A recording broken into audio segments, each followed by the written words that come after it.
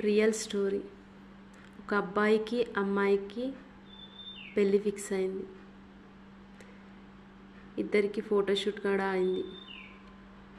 తర్వాత పెళ్లి పీటల దాకా వెళ్ళింది పెళ్ళి. కానీ ఆ అబ్బాయి ఇంకో అమ్మాయిని ప్రేమించాడు. పెళ్ళి వరకు వెళ్ళిన ఆ వ్యక్తి ఇంకో అమ్మాయితో, ప్రేమించిన అమ్మాయితో పెళ్లి చేసుకున్నాడు. ఆ విషయం తన తండ్రికి తెలిసింది. అప్పుడు అక్కడ చుట్టుపక్కల ఉన్నవారు ఏమన్నారంటే, పెళ్ళికి ముందే తెలిసింది కదా, మంచిదైంది తీయండి అని అన్నారు. కానీ ఆ తండ్రి ఆవేదన ఏంటో తెలుసా? ఫోటోషూట్, పెళ్ళికి ముందు ఫోటోషూట్ అని ఆ సగం సగం బట్టలతో ఫోటోషూట్, ఫొటోస్, వీడియోస్ అలా చేశారు.